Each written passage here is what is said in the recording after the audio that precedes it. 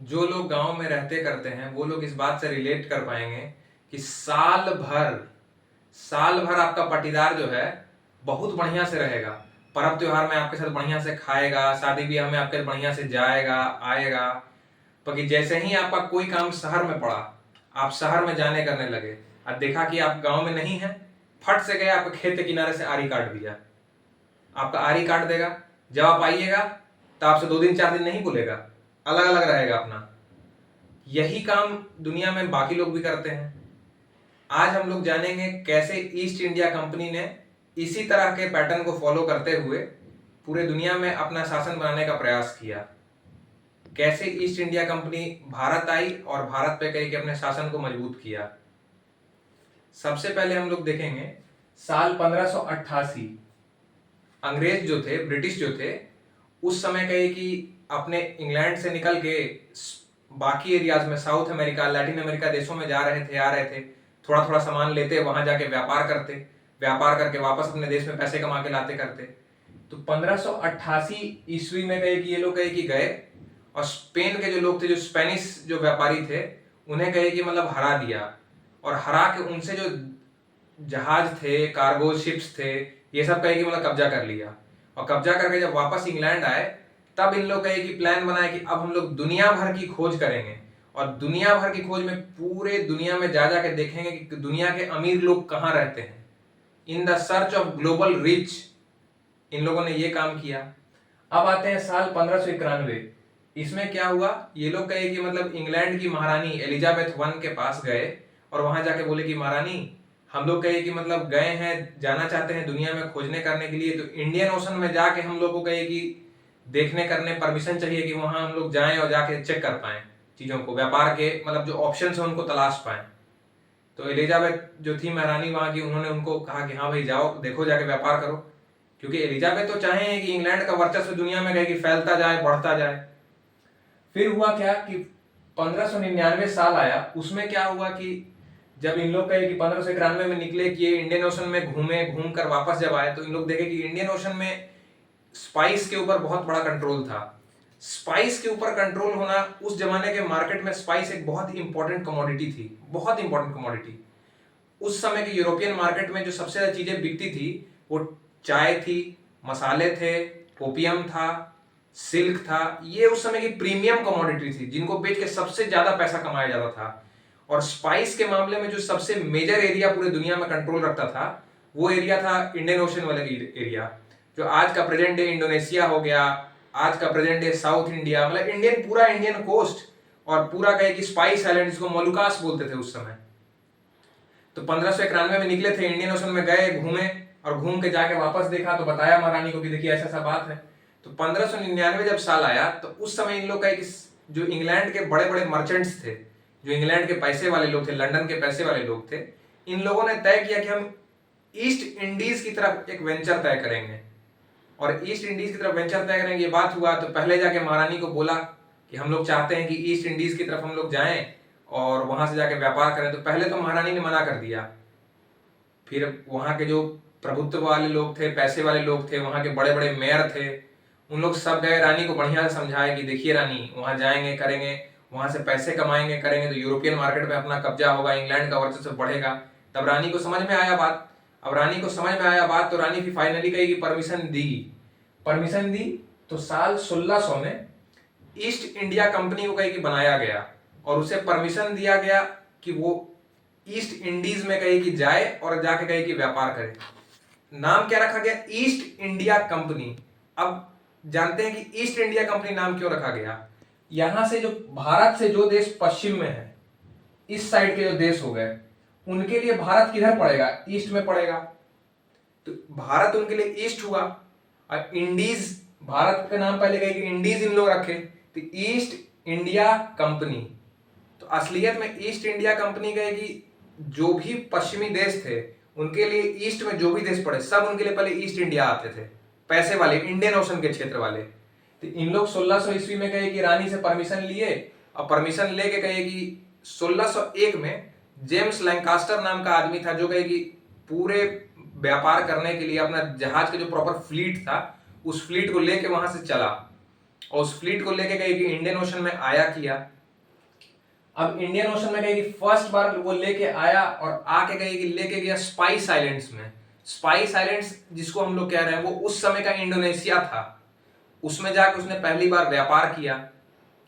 अब पहली बार वो स्पाइस आइलैंड में व्यापार किया और व्यापार करके 1603 में कहीं कि वहां से वापस लौटा। और 1603 में जब वो वापस लौटा उसको बहुत बड़ी उपलब्धि मिली। मतलब इतना पैसा कमाए इन लोग कि उन लोग को लगा कि मतलब इससे बेहतरीन व्यापार की जगह कुछ नहीं हो सकती है। इस बात को ये लोग समझ गए, कर गए। बट एक दिक्कत थी, स्पाइस आइलैंड्स में उस समय कब्जा था डच लोगों का। और डच के कब्जा होने की वजह से उन लोग को समझ में आ गया कि एक दो बार छोटा मोटा व्यापार तो किया जा सकता है, बट यहां से रेगुलर पैसे का इनकम बना पाना ईस्ट इंडिया कंपनी के लिए उस समय बहुत आसान नहीं था। तब ईस्ट इंडिया कंपनी ने क्या किया, वापस इन लोग गए और अपना प्लान किया, रानी को बताया कि थोड़ा बहुत तो व्यापार हो सकता है बट बड़े पैमाने पे चाहते हैं हम लोग, तो हम लोग को स्पाइस आइलैंड छोड़ के और भी बगल के देशों में जाना करना होगा। इसी सोच के साथ साल 1608 में विलियम हॉकिंस नाम का आदमी कहे कि इंग्लैंड की तरफ से जहाज लेके आया, कहे कि इंडिया के सूरत में। ये हुआ इंडिया का सूरत। ये भारत के वेस्टर्न कोस्ट में पड़ता है। उस जमाने के वेस्टर्न कोस्ट में पोर्टुगीज का कब्जा था। जो पोर्टुगीज ट्रेडर्स थे उनका कब्जा था। और वो लोग कहे कि मुगल एम्पायर के साथ मिल के काम करते थे। मतलब अपने क्षेत्र में वेस्टर्न कोस्ट में व्यापार किया और जो उसका टैक्स हुआ वो कहे कि मुगल एम्पायर को दे दिया। उस समय जो मुगल एम्पायर में जो सबसे एम्परर थे उनका नाम था जहांगीर। और जहांगीर उस समय अपना कहे कि चलाते थे शासन, तो जो भी कहे कि टैक्स होता करता था ये लोग जहांगीर को पे कर देते थे। तो 1608 में जब कहे कि मतलब विलियम हॉकिंस कहे कि आया कहे कि सूरत में, तो उसको जो पोर्टुगीज शिप थे वो कहे कब्जा कर लिए। अब बोले क्यों आए हो, यहाँ पे जो भी आएगा वो पोर्टुगीज से परमिशन लेके ही आएगा, तुम तो परमिशन लिए नहीं हो। उसने बोला कि हमें जहांगीर से बस मिलने करने दिया जाए। तो बहुत रिक्वेस्ट करने के बाद उन लोग कहे कि जहांगीर से विलियम हॉकिंस को मिलने दिए, बट मिलने का कोई खास फायदा नहीं रहा। विलियम हॉकिंस जब जहांगीर से मिले तो भी उसे मिलने करने के बाद जहांगीर ने परमिशन नहीं दिया। क्यों? क्योंकि जहांगीर के ऊपर प्रेशर था पोर्टुगीज का। क्योंकि पोर्टुगीज लोगों ने साफ साफ जहांगीर को बोल दिया था कि देखिए हम लोग आपको ट्रेड करके कहे कि मतलब पैसे कमा के दे रहे हैं, कर रहे हैं, बट किसी और यूरोपियन पावर को कहे कि मतलब यहाँ पे ट्रेड करने का परमिशन ना दिया जाए। उस समय पोर्टुगीज की इंडिया में ट्रेड मोनोपोली थी, सिर्फ और सिर्फ पोर्टुगीज ट्रेड कर रहे थे। फिर क्या हुआ, इन लोग देख लिए कि इस एरिया में तो भाई मेरा दाल गला नहीं, कोशिश किए नहीं जमा पाए। तो अगले साल कहेगी नहीं, उसके बाद क्या हुआ कि 1610 साल आया। 1610 में क्या हुआ कि जो मुगल एम्पायर थे इन लोग कहे कि मतलब हज के लिए हर साल लोगों को भेजते करते थे। अब हज के लिए हर साल लोगों को भेजते करते थे तो इधर मक्का मदीना तरफ हज होता है। वहां पे एक साल गलती क्या हो गई कि पोर्टुगीज लोगों ने कही कि मुगल जहाज को कहीं कब्जा कर लिया और असलियत में वो जहाज निकल गया जहांगीर की मम्मी का। तो जहांगीर की मम्मी का जहाज कब्जा कर लिया तो जहांगीर को बहुत गुस्सा आया उस बात पे। उन्होंने पोर्टुगीज से बोला किया बट पोर्टुगीज नहीं माने। तो व्यापार करके पैसे तो दे रहे थे बट अंदर से जहांगीर खार खाया बैठा था कि मतलब बताओ यार मेरी मम्मी का जहाज कब्जा कर लिया और जो भी लोग थे उनको छोड़ा भी नहीं, जितना पैसा था वो सब भी लूट लिया कर लिया।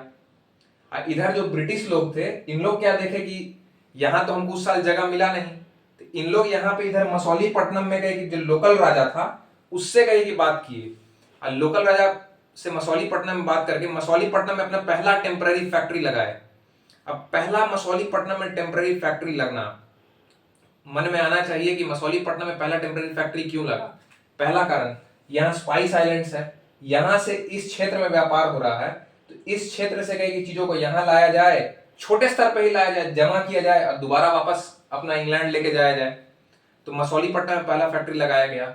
उसके बाद क्या होता है कि 1612 साल में कहे कि जब साल 1612 आया तो इन लोग कहे कि लड़ाई लड़े सूरत में कहे कि पोर्टुगीज से, और बढ़िया से कहे कि लड़ाई लड़े।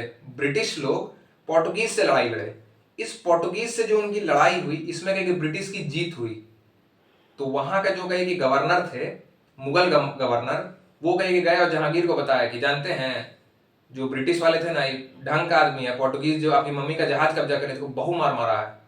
तो जहांगीर मने मन खुश हुआ कि चलो कोई तो मारा, हम मार नहीं सकते हैं, बोल नहीं सकते हैं, अरे आपसे व्यापार कर रहा है आप नहीं मार सकते हैं, आपका दुश्मन को कोई और मारा तो आप मने मन खुश होते कि ठीक है मारा उसको बढ़िया। आपका पटीदार को कोई दूसरा आदमी अगर मारता करता तब बचाने थोड़ी जाते हैं आप भी कहते बढ़िया मार मारे हो इसको। बाद में जाके कहेंगे अरे रे चोट लग गया क्या भाई। वही काम किया जहांगीर भी, और उसी से खुश होकर कहे कि साल 1613 में जहांगीर कहे कि पहला फैक्ट्री सूरत में लगाने का परमिशन दे दिया ईस्ट इंडिया कंपनी को। जहांगीर के परमिशन से 1613 में ईस्ट इंडिया कंपनी ने अपना पहला फैक्ट्री लगाया है सूरत में। इसके बाद क्या हुआ कि ईस्ट इंडिया कंपनी इस बात को भली भांति समझ चुकी थी कि जहांगीर से अगर बढ़िया से करना है तो सिर्फ कंपनी के थ्रू चीजें अच्छे से नहीं चल पा रही हैं। तो उसने अगले ही साल 1614 में ईस्ट इंडिया कंपनी ने इंग्लैंड में कहे कि चीजों को कहे कि बोला जाके वापस जाके कि देखिए महारानी ऐसा ऐसा बात है कि हम लोग कोशिश तो कर रहे हैं, बट आप एक कोई बढ़िया डिप्लोमेट भेजिए, कोई बढ़िया कहे कि इंग्लैंड का प्रतिनिधि भेजिए जो आके जहांगीर से जाके बात करे। तो अगले साल 1615 में ईस्ट इंडिया कंपनी के साथ इंग्लैंड के एक प्रतिनिधि थॉमस रो को भेजा गया। थॉमस रो गए कि इंडिया में आए, जहांगीर से गए कि मिलने करने गए, तो बहुत सारा गए कि लग्जूरियस गिफ्ट लेके गए और एक से एक शराब लेके गए। जहांगीर एक नंबर का कहे कि शराबी आदमी था, उसे सिर्फ और सिर्फ कहे कि शराब के अलावा कुछ नहीं समझ में आता था।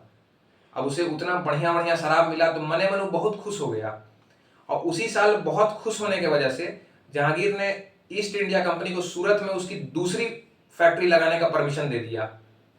और ये एक बहुत डिप्लोमेटिक जीत थी इंग्लैंड के लिए।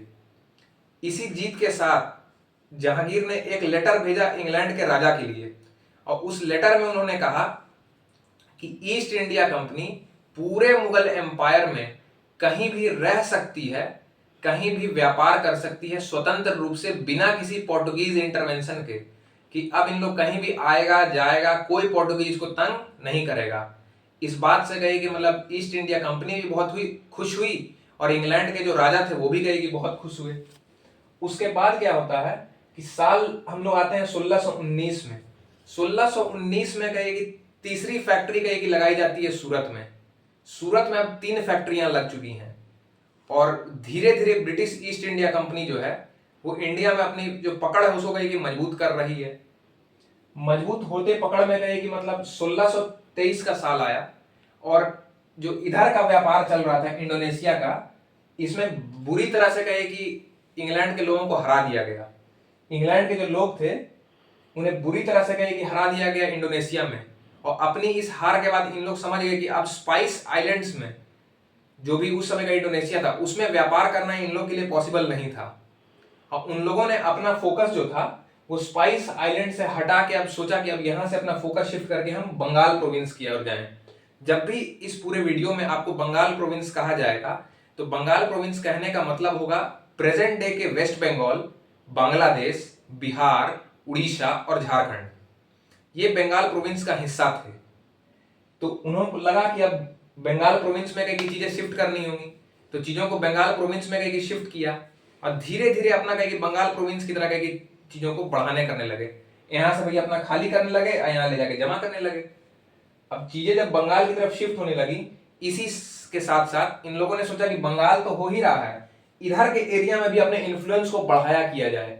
और इधर के एरिया में इन्फ्लुएंस बढ़ाने करने के लिए इन लोगों ने इस एरिया को पकड़ा, विजयनगर एम्पायर में बनाने करने लगे, फिर मद्रास में बनाने करने लगे, और छोटा छोटा टाइमलाइन में इन लोग ईस्टर्न कोस्ट को कहे कि चाहे कि अपने इन्फ्लुएंस में ले लें। क्यों? क्योंकि वेस्टर्न कोस्ट ऑलरेडी कहे कि पोर्टुगीज के कहे कि इन्फ्लुएंस में था, तो इस साइड में इनका बहुत अच्छा से व्यापार हो नहीं पा रहा था।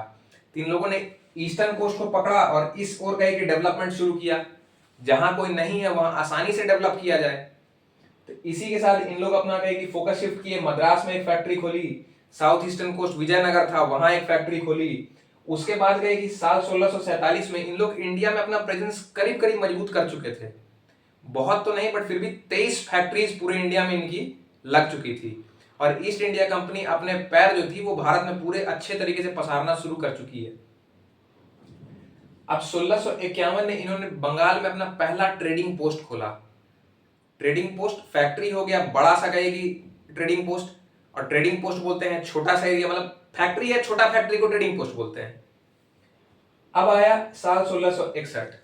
1661 साल जब आया, इस समय गए कि इंग्लैंड में गए कि दहेज में गए कि इंग्लैंड को मिला गए कि बॉम्बे, जो पोर्टुगाल की गए कि मतलब ये थी राजकुमारी थी, उसकी शादी इंग्लैंड के राजकुमार से हुई, और जो बॉम्बे है वो कहे कि यहाँ कहीं बॉम्बे पड़ता है, ये बॉम्बे कहिए कि मिला दहेज में, किसको? ब्रिटिश क्राउन को।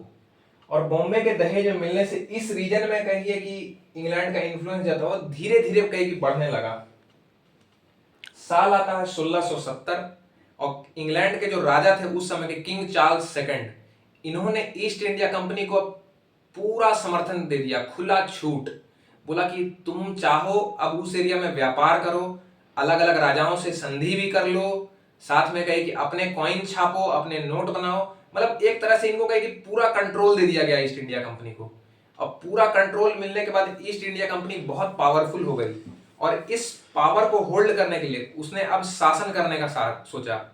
और शासन करने के बारे में सोचते करते उन्होंने धीरे धीरे चीजों को कहे कि बढ़ाई की।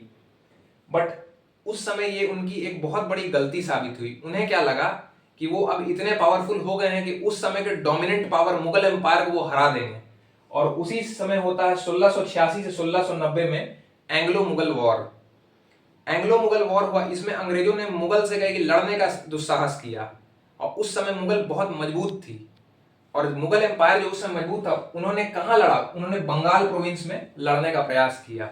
और बंगाल प्रोविंस में इनका जो लड़ने का प्रयास था ये उनकी बहुत बड़ी गलती साबित हुई और उन्हें अपने बिजनेसेस करीब करीब बंद करने पड़ गए थे उस समय।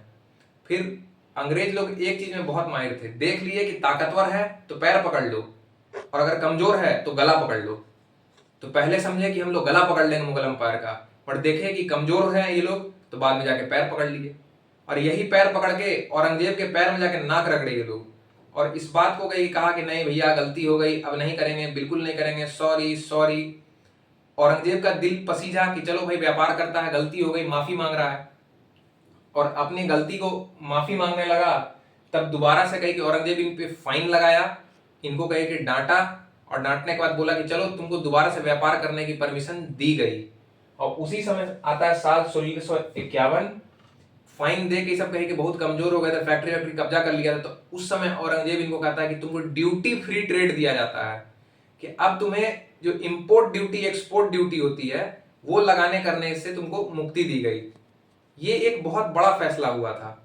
इस बड़े फैसले के साथ साथ उसी साल कहे कि उसे परमिशन मांगा कि जाके अब हमको कुछ थोड़ा थोड़ा कहे कि भाई पैसा दिए हैं, पावर दिए हैं, थोड़ा हमको कंट्रोल करने दिया जाए। तब औरंगजेब कहे कि था तो 1696 आया और उसमें कहे कि औरंगजेब ने कहे कि फोर्ट विलियम बनाने का परमिशन दिया। फोर्ट विलियम यहाँ बंगाल प्रोविंस में कहे कि हुगली नदी के किनारे कलकत्ता में बसा हुआ एक कहे कि बहुत बड़ा कहे कि महल बनाया गया। ये महल में कहे कि उस जमाने में कहे कि फैक्ट्री के तौर पर से रखा किया गया था और उस फैक्ट्री में कहे कि चीजों को बनाने, करने, स्टोर करने, मतलब एक तरह से ब्रिटिश पावर कंसोलिडेट करने की जो जगह थी वो बंगाल प्रोविंस में कहे कि बनाने करने के लिए दिया गया। और साल 1696 में फोर्ट विलियम बन के आया। बट धीरे धीरे दिक्कत क्या हो रहा था कि मुगल पावर डिक्लाइन की ओर जाने लगा। साल 1707 में कही कि मतलब औरंगजेब की मृत्यु हो गई और औरंगजेब की मृत्यु के बाद मुगल पावर कहीं ना कहीं कमजोर होने लगा और ब्रिटिश पावर इंडिया में कहीं ना कहीं बढ़ने करने लगा। मुगल पावर के गिरते से और ब्रिटिश पावर के इंडिया में बढ़ने करने से चीजें कही कि मतलब ब्रिटिश के कंट्रोल में धीरे धीरे आने लगी। और जो उसके बाद के मुगल्स हुए वो औरंगजेब के बराबर शक्तिशाली नहीं थे और उन्हें लेटर मुगल्स कहा जा रहा है, जो कि काफी मतलब कंपैरेटिवली कमजोर शासक थे। अब क्या हुआ, साल 1717 आता है और मुगल एम्परर जो फारुखसियार था उसने कही कि ब्रिटिश को कहा कि तुम ट्रेड करो और साल में टैक्स भी मत दो, बस एनुअल फी पेमेंट कर देना, छोटा सा अमाउंट हमको पे कर देना साल में। असलियत में ये बढ़ता ब्रिटिश इन्फ्लुएंस जो था जिससे मुगल एम्पायर को दबाव में आके ये फैसले लेने पड़ रहे थे। और इसी के साथ 1757 होता है और ईस्ट इंडिया कंपनी का बंगाल पे लगभग बहुत पुरजोर कब्जा हो जाता है और बंगाल प्रोविंस बस नाम का मुगल एम्पायर के अंदर में था और करीब करीब पूरा इस पे इन्फ्लुएंस जो था वो हो चुका था ईस्ट इंडिया कंपनी का। साल 1765 में हम लोग आते हैं treaty of Allahabad.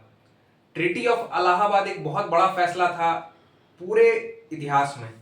Treaty of Allahabad में कहिए कि पहले बार इंग्लैंड ने दीवानी ऑफ बंगाल ली थी। दीवानी ऑफ बंगाल लेने का मतलब होता है राइट टू कलेक्ट टैक्सेस। और उस समय सबसे उपजाऊ भूमि बंगाल की भूमि थी। बंगाल सबसे उपजाऊ भूमि, सबसे ज्यादा लोग रह रहे हैं तो सबसे ज्यादा टैक्स मिलेगा, सबसे ज्यादा फैक्ट्री स्टैब्लिश्ड है बंगाल में। तो उस समय ट्रीटी ऑफ इलाहाबाद में कही कि मतलब दीवानी ऑफ बंगाल मिला, जिससे अंग्रेजों ने अब सिर्फ और सिर्फ व्यापार नहीं, टैक्स कलेक्शन से भी रेवेन्यू जनरेट करना शुरू कर दिया। ये कहीं ना कहीं हम लोग के लिए एक चीज समझने का था कि टैक्स कलेक्शन से जो रेवेन्यू जनरेट हो रहा है, इसका मतलब अब अंग्रेज बिजनेस के साथ साथ पॉलिटिकल पावर में भी गए कि मतलब अपना कंट्रोल करने लगे, और ये कंट्रोल अब वैश्विक तौर पे दिखाई पड़ने लगा था। 1772 था, यही जो फोर्ट विलियम था बनाया गया था कंट्रोल करने के लिए, इसे बना दिया गया कहिए कि प्रेसिडेंसी, और इस प्रेसिडेंसी में कहिए कि गवर्नर नियुक्त कर दिया गया, और गवर्नर नियुक्त करने से पूरे एरिया पे कंट्रोल करने के लिए एक गवर्नर बनाया गया। और कलकत्ता को साल 1772 में कहीं ईस्ट इंडिया कंपनी का कैपिटल घोषित कर दिया गया। अब ईस्ट इंडिया कंपनी भारत में अपना कैपिटल ले चुकी थी, जिसका नाम कलकत्ता था। और साल 1773 में क्या हुआ कि गवर्नर ऑफ बंगाल बना दिया गया। जो गवर्नर ऑफ प्रेसिडेंसी थी फोर्ट विलियम्स की, उसे गवर्नर ऑफ बंगाल के पोस्ट से कहीं चेंज कर दिया गया कि अब सिर्फ और सिर्फ फोर्ट विलियम्स के प्रेसिडेंसी नहीं, पूरे बंगाल के ऊपर कंट्रोल रहेगा गवर्नर ऑफ बंगाल का। अब पहले गवर्नर ऑफ बंगाल बनाया गया वॉरेन हेस्टिंग्स। वॉरेन हेस्टिंग्स को पहला गवर्नर ऑफ बंगाल बनाया गया। और 1784 में फोर्ट विलियम्स जो था, इसे कहिए कि बना दिया गया, दोबारा से रिकंस्ट्रक्ट करने लगे हम लोग। ये फोर्ट विलियम रिकंस्ट्रक्ट हो रहा है कब? बैटल ऑफ पलासी के बाद। बैटल ऑफ पलासी वो युद्ध था जिसके बाद अंग्रेजों का बंगाल पे लगभग कब्जा हो गया, और इन्होंने अपने मिलिट्री पावर को इस्टेब्लिश करने के लिए जो फोर्ट विलियम था, इसे दोबारा से कहे कि मतलब रिकंस्ट्रक्ट किया, और मिलिट्री पावर स्ट्रॉन्ग होल्ड अपनी कहे कि बनानी तय कर ली, और ये बनाया किया।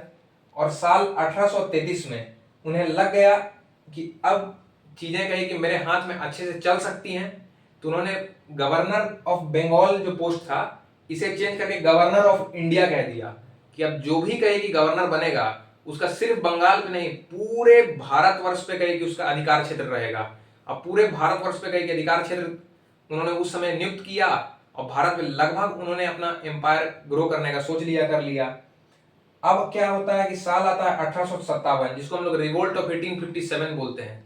इस रिवोल्ट ऑफ 1857 में अंग्रेजों ने लगभग सारे भारतीय पावर्स को चाहे कमजोर कर दिया या दबा दिया, और अपना जो प्रभुत्व था वो साबित कर दिया। पहले तो था कि मतलब पीछे पीछे बोल रहे हैं, छुप के बोल रहे हैं, दूसरे के पीछे कंधे पे बंदूक रख के चला रहे हैं। अब इन लोग सामने से फ्रंट फुट पे खेलने लगे और चीजों को अपने हाथ में कंट्रोल ले लिया। 1858 वो साल आ गया जिसमें कहिए कि फाइनली ईस्ट इंडिया कंपनी ने अपनी जो पावर्स थी पूरे इंडिया पे जो कब्जा कर लिया था, वो ब्रिटिश क्राउन को दे दिया।